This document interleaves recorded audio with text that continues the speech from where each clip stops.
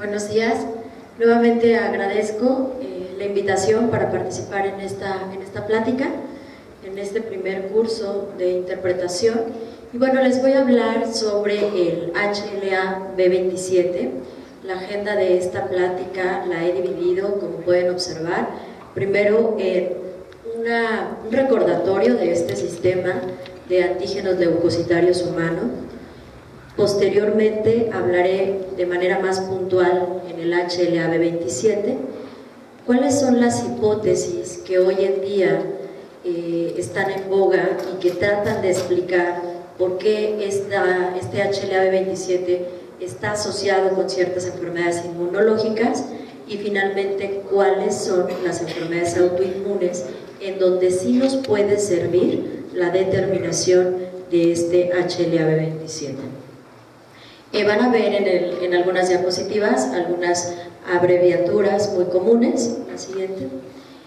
Y bueno, básicamente comenzar diciendo que este sistema HLA genéticamente es codificado en el complejo mayor de histocompatibilidad, en el cromosoma 6, y como podemos observar en la imagen, tenemos dos tipos de complejo principal de histocompatibilidad, que es el de clase 1 y el de clase 2. Para fines muy sencillos, y seguramente ustedes dominan mejor este tema que yo, pero nada más recordarles para qué nos sirve el HLA.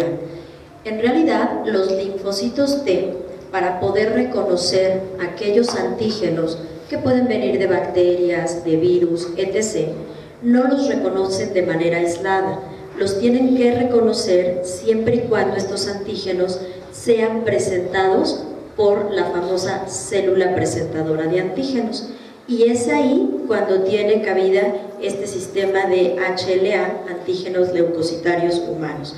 Entonces, de ahí que tenemos dos clases: la clase 1, que se va a encargar de presentar estos antígenos al linfocito T, CD8 o linfocito citotóxico, y la clase 2, que se va a encargar de lo mismo, pero lo va a presentar al linfocito CD4 o al linfocito cooperador.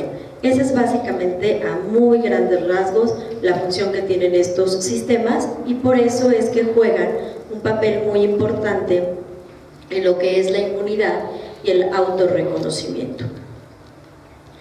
Bueno, esto es básicamente lo que les acabo de decir, solamente puntualizar que la célula presentadora de antígeno que va a participar en la presentación de estos antígenos a través de la molécula clase 2, principalmente por excelencia, van a ser los macrófagos y las células dendríticas. Y bueno, ¿qué es lo que llega a suceder en algunas enfermedades de tipo autoinmunes o enfermedades inflamatorias? Si en algún momento llegara a suceder algún tipo de mutación en la unión de esta molécula, se va a unir al péptido antigénico. Si en esa hendidura de unión pudiera haber algún tipo de mutación, eso nos podría explicar en algún momento dado el por qué este sistema ahora va a participar en enfermedades de tipo autoinmunes o enfermedades inflamatorias de forma crónica. Esta imagen es solamente para ejemplificarles una vez más cómo esta molécula, este complejo principal de histocompatibilidad va finalmente a reconocer al péptido antigénico a través de un sitio de unión, que ese es el sitio denominado hendidura, y estos se van a estar presentando en la membrana, y es así como lo va a reconocer un receptor específico del linfocito T, en este caso el CD8 o T citotóxico.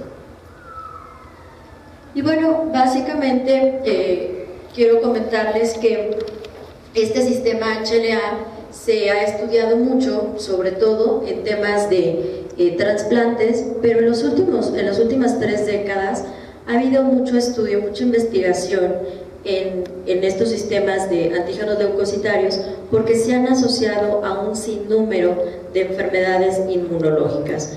Se han hecho en los últimos años estudios de polimorfismos de HLA que sí tienen asociación con enfermedades muy puntuales. Bueno, hablando ya en temas del HLA-B27, este se describe en 1973 y este HLA-B27 pertenece a la clase 1, porque en la clase 1 tenemos las moléculas de HLA, el A, el B y el C, que fueron los 3 primeros genes que se describieron de esa molécula, y a esta clase 1 pertenece el HLA-B27. La verdad es que todavía no se sabe mucho sobre esta partícula y realmente cuáles son sus funciones en el desarrollo de las enfermedades inmunológicas. Hay mucho todavía por investigar, pero se han propuesto ciertas teorías o ciertas hipótesis en cómo participan en estas enfermedades inmunológicas. Más adelante, en 1995, se identificaron algunos subtipos naturales del HLA-B27 y por eso es que ahora lo vemos el 2701, 2702, 2703 hasta el 2706. Una de las teorías, y es precisamente la más antigua de ellas, es la de mimetismo molecular, y hoy en día se habla de la misma teoría, pero un poquito más estudiada, y se le da el nombre de la teoría del péptido artritogénico. Pero básicamente esta teoría, ¿en qué consiste? En una respuesta inmunológica, como cualquier respuesta que se inicia hacia un péptido o un agente infeccioso, y que posteriormente esta misma respuesta se empieza a perpetuar y se empieza a dirigir contra la partícula que hemos hablado, que es el HLA-B27. ¿Por qué se da eso? Por similitudes entre el HLA-B27 con el péptido del agente infeccioso, y es la teoría del mimetismo molecular. Sin embargo, esta teoría ha evolucionado un poco y hoy la podemos encontrar como la teoría del péptido artritogénico, en donde sí se ha identificado que los pacientes, que vamos a ver más adelante cuáles son las enfermedades asociadas a este HLA-B27, pero casi siempre tienen un antecedente de una infección, que puede ser hasta 4 semanas antes de que desarrolle la enfermedad inmunológica. Si buscamos de manera intencionada, sí tienen un antecedente de un proceso infeccioso, y que este puede ser el detonante para que se monte esta respuesta inmunológica, y posteriormente entonces se reconoce este péptido a través de su célula presentadora, lo presentan al linfocito T citotóxico. Este linfocito T citotóxico empieza a tener una gran actividad hasta que se pierde la famosa tolerancia inmunológica. En condiciones normales, nosotros no actuamos en contra de nuestros propios antígenos debido a esta tolerancia inmunológica que tenemos, pero cuando se llega a perder, es entonces cuando el linfocito T citotóxico empieza a actuar en contra de nosotros mismos. Y entonces es lo que básicamente explica el por qué un péptido antigénico externo en algún momento dado puede estar implicado en una lesión tisular y finalmente en una inflamación crónica. Sin embargo, hay todavía algunas corrientes o algunas premisas que nos hablan de que esta teoría pues no es tan aceptada. ¿Y por qué? Porque se ha podido inducir, por ejemplo, enfermedades asociadas con el HLA-B27, se han podido inducir en ratitas transgénicas sin que necesariamente haya la participación de las células T, CD8 o células citotóxicas, y esto pues está en contra precisamente de la teoría del péptido artritogénico. Y bueno, igual este esquema para ejemplificar lo que les acabo de comentar. Básicamente tenemos que la bacteria o el virus obviamente se internaliza y finalmente se procesa junto con el HLA, se va a ir a presentar a la membrana celular y aquí vemos cómo lo reconoce esta célula T citotóxica. Pero bueno, hay algunas, les decía yo, todavía debates sobre la realidad de esta teoría. Y bueno, en esta imagen lo que quiero mostrar son las diferentes estructuras o las diferentes formas en las cuales se puede presentar el HLA-B27 y que puede inducir al final de cuentas procesos de artritis. Y lo podemos encontrar como un HLA-B27 como cadenas pesadas libres que al final de cuentas se van a interiorizar a las células y aquí se van a acoplar y a plegar con la beta-2 microglobulina para al final de cuentas formar una estructura compleja que va a estar a nivel de la membrana celular y que esta estructura es la que va a presentar al péptido en cuestión. Y otra de las formas en las cuales puede estar el HLA-B27 es que no lo encontremos como habitualmente lo vemos en la membrana, sino que lo encontremos aún en el interior de la célula, que todavía no esté plegado, que todavía no se presente en la superficie. Y esta teoría, y ahorita la vamos a ver más de cerca, esta teoría también pudiera explicar por qué esta partícula induce un proceso de artritis o inflamación mediada principalmente por las células, los DH17.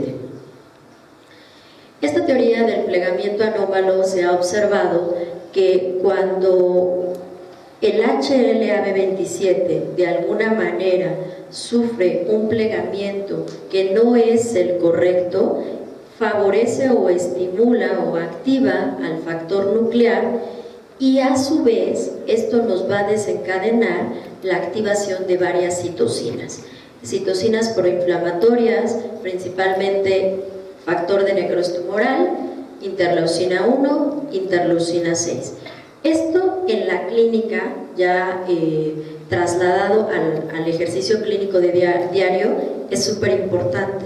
¿Por qué? Porque hoy en día los medicamentos que estamos utilizando para los pacientes que tienen enfermedades reumatológicas asociadas con el HLA-B27 son medicamentos que precisamente van a bloquear al factor de necrosis tumoral, otros medicamentos que van a bloquear a la interleucina 6 y hay medicamentos que bloquean a la interleucina 1, aquí en México no los ocupamos, los que ocupamos son el bloqueador de interleucina 6 y los bloqueadores del factor de necrosis tumoral y les va excelentemente bien a estos pacientes.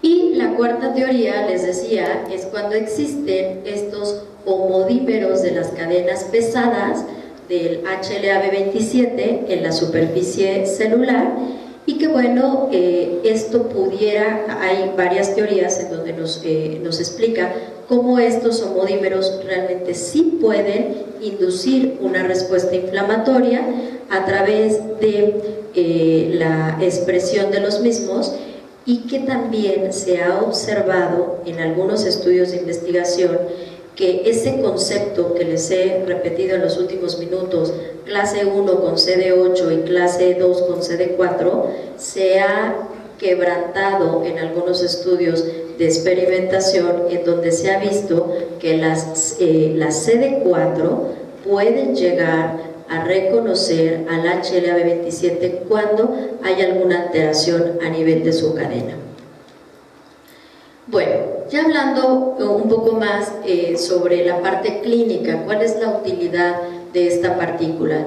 Pues en general de las HLA se han asociado a muchas enfermedades y en concreto del B27 principalmente son enfermedades oculares o enfermedades sistémicas, pero que pueden tener manifestaciones oculares.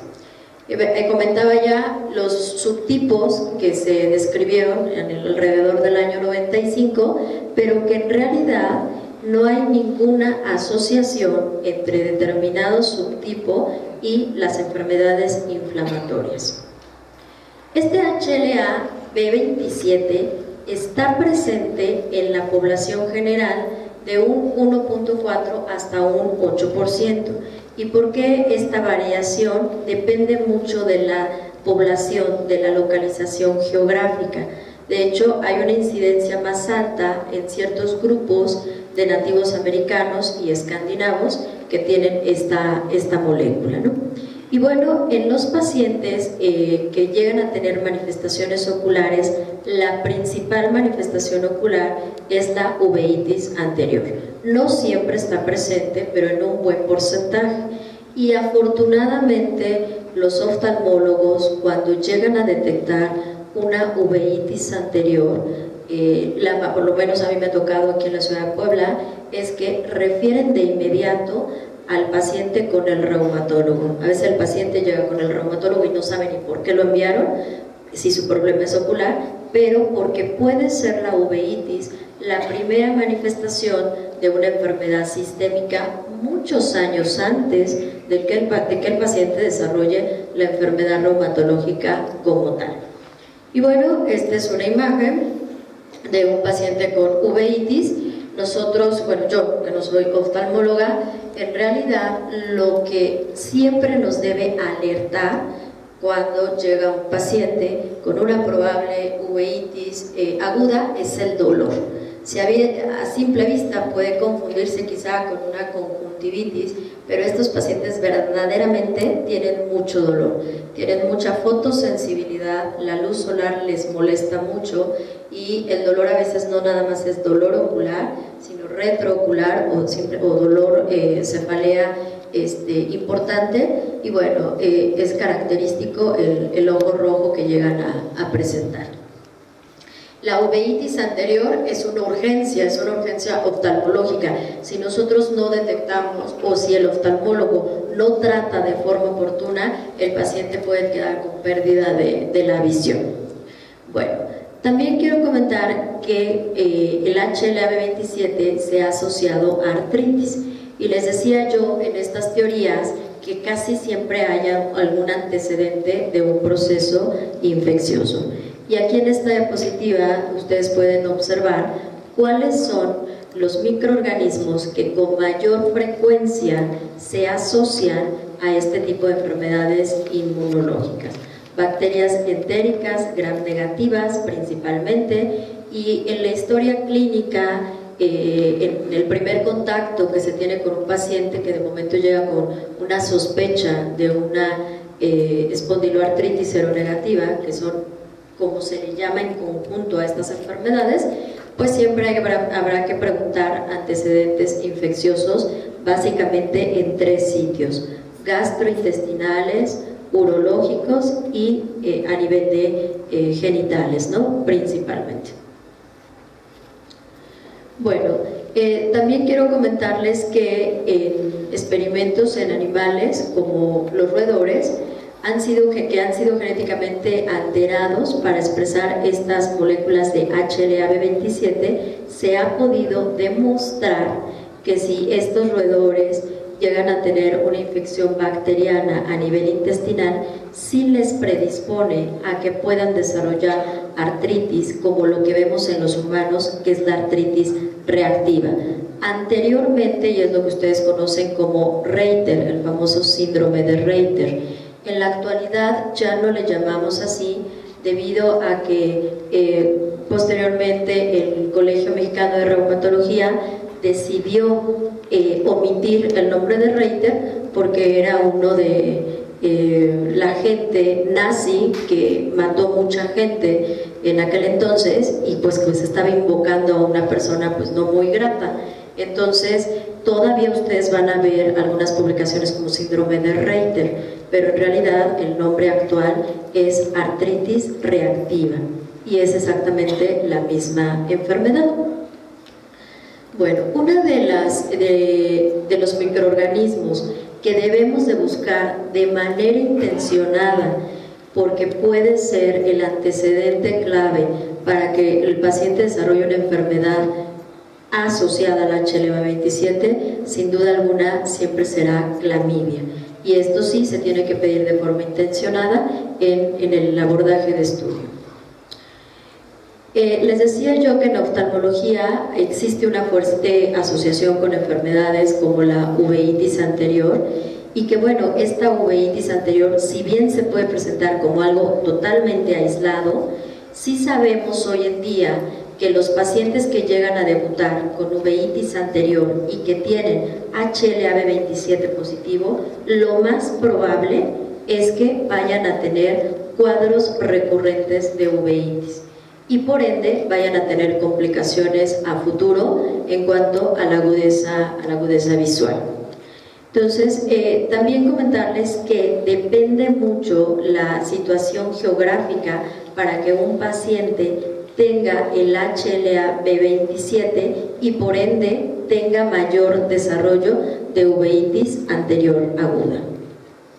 Cuando nos llega un paciente con uveitis anterior aguda, siempre la pregunta es: ¿y yo voy a tener una espondiloartritis o me va a afectar en alguna otra parte del cuerpo? No lo podemos saber, o sea, no podemos predecir, pero sí, si ese paciente le detectamos que tiene HLA-B27 positivo, pudiera ser que a lo largo de la vida desarrolle algún tipo de espondiloartropatía, pero no es realmente 100% seguro. Bueno, de pacientes con esta enfermedad, con esta manifestación ocular, 50-60%, les decía, pueden tener este HLA-B27 positivo, les da una afección unilateral, ¿no? Eso también es una característica, y cuando se repiten estos cuadros de uveitis, casi siempre afecta el mismo ojo. Es una afección no granulomatosa y bueno, allí está la tríada clásica: el dolor, la hiperemia y la fotofobia. Esta es otra imagen. Este tipo de uveitis, y de hecho en general de las espondiloartropatías seronegativas asociadas al HLA-B27, se asocian más a los hombres. Dentro de las teorías o de las hipótesis revisadas, por eso les decía que hay mucho todavía por investigar en esta molécula, no se explica el por qué hay mayor asociación en hombres. Sin embargo, cuando nos llega un hombre entre los 20, los 40 años, son hombres jóvenes con alguna manifestación ocular como uveitis o alguna manifestación articular como a nivel de grandes articulaciones, porque principalmente son las grandes articulaciones como las caderas, los hombros, son las dos articulaciones más afectadas, le siguen las rodillas o los tobillos. Estas enfermedades muy rara vez afectan articulaciones pequeñitas, a menos que se trate de una artritis psoriásica, pero en general es un hombre joven entre 20 y 40 años que llega con un padecimiento de esta naturaleza. Lo primero a sospechar es una enfermedad inmunológica asociada al HLA-B27. En términos generales, cuando nosotros ya detectamos que ese paciente cumple criterios para una enfermedad reumatológica, en términos generales se les llama espondiloartritis seronegativa. Yo generalmente no me meto mucho en conflicto de que si es una espondilitis anquilosante en las primeras consultas o que si es una artritis reactiva, en fin. De primera intención se clasifica al paciente como una espondiloartritis seronegativa. Y lo que comparten todas las espondiloartritis es que son enfermedades que afectan articulaciones periféricas, como les decía, grandes articulaciones, pero también afecta la columna. Y son enfermedades asociadas al HLA-B27, y en términos seronegativa significa que como condición deben de tener el factor reumatoide negativo. Teniendo un factor reumatoide positivo, se cuestiona mucho el diagnóstico. Entonces, en general, ese es el grupo de las espondiloartritis seronegativas. La siguiente. En estos pacientes también, cuando llegan a tener esta uveitis anterior aguda como primera manifestación, siempre tenemos que hacer diagnósticos diferenciales e investigar si verdaderamente es una cuestión inmunológica o puede ser algún otro proceso de índole infeccioso. ¿Por qué es súper importante hacer esta diferenciación? porque el tratamiento que yo le voy a ofrecer, si se trata de una enfermedad inmunológica, está totalmente contraindicado si eso fuera un proceso infeccioso. Por eso es que sí tenemos que hacer una división y el descartar que no sea nada de índole infeccioso.